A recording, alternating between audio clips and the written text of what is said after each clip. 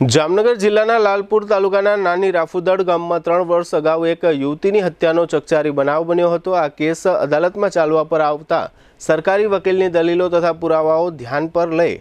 અદાલતે આ કેસના આરોપી ભાવેશ રણછોડભાઈ સોનગરાને આજીવન સખત કેદની સજા અને ₹15,000નો દંડ ફટકાર્યો છે। આ મામલામાં મનસુખભાઈ કણજારિયાએ ફરિયાદ નોંધાવી હતી। આરોપી અને ફરિયાદીની પુત્રી વચ્ચે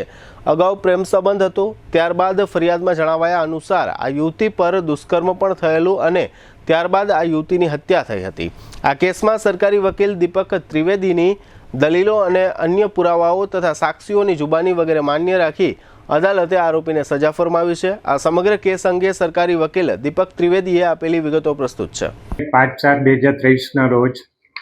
નાની રાફુદડ ગામે રહેતા આરોપી ભાવેશ રણછોડભાઈ સોનગરા દ્વારા ચેલા ગામના ફરિયાદી મનસુખભાઈ રણછોડભાઈની ભોગ બનનાર પુત્રીને પ્રેમજાળમાં ફસાવી લગ્નની લાલચ આપી તેમને ભગાડી ગયેલ અને ત્યારબાદ આરોપીએ ભોગ બનનારને ધાક ધમકી આપી 3 ઓડિયો ક્લિપો ઉતરાવવામાં આવેલ અને તે ઓડિયો ક્લિપો આરોપી દ્વારા ફરિયાદીના મોબાઈલમાં મોકલવામાં આવેલ અને ત્યારબાદ આરોપીએ ભોગ બનનાર સાથે તેમની મરજી વિરુદ્ધ બળજબરીથી શરીર સંભોગ બાંધી તેમને માથાના ભાગે પથ્થર મારી તથા ગળાના ભાગે ચાકુ મારી તેનું મોત નિપજાવેલ। જે અંગે ફરિયાદીએ આ કામના આરોપી વિરુદ્ધ આઈપીસી કલમ 302-376 મુજબનો ગુનો દાખલ કરેલ અને જે કેસ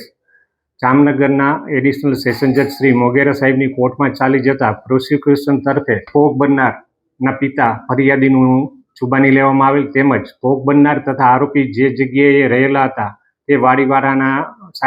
સાહેબોને તપાસમાં આવેલ તેમજ એફએસએલમાં આરોપીના કપડાં તથા ચાકુ ગયેલું હતું તેના પર પણ ચાકુ ઉપર પણ ભોગ બનનારના લોહીના નમૂના સાબિત થયેલા, આરોપીના કપડા ઉપર પણ લોહીના નમૂના સાબિત થયેલા તેમજ બનાવ સ્થળેથી આરોપીના માર્કશીટ, જન્મ તારીખ દાખલો, આઈડી પ્રૂફ મળી આવેલા તે પણ બનાવ સ્થળે આરોપીની હાજરી સાબિત થતી હોય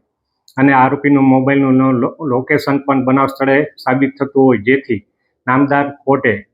પ્રોસિક્યુશન તરફે રજૂ થયેલા જુબાની તથા પ્રોસિક્યુશન તરફે રજૂ થયેલ સુપ્રીમ કોર્ટના ચુકાદાઓ તેમજ સંયોગિક પુરાવાની ચેન સાબિત થયેલ હોય તે અંગેની હકીકત માન્ય રાખી આ કામના આરોપીને નામદાર મોગેરા સાહેબે આઈપીસી કલમ 302ના કામે આજીવન કેદની સજા તથા ₹15,000 દંડ તથા બીપીએડ 135 એક્ટના કામે ₹1,500 દંડ તથા 6 મહિનાની સજા કરતો ન્યાયિક હુકમ ફરમાવેલ છે।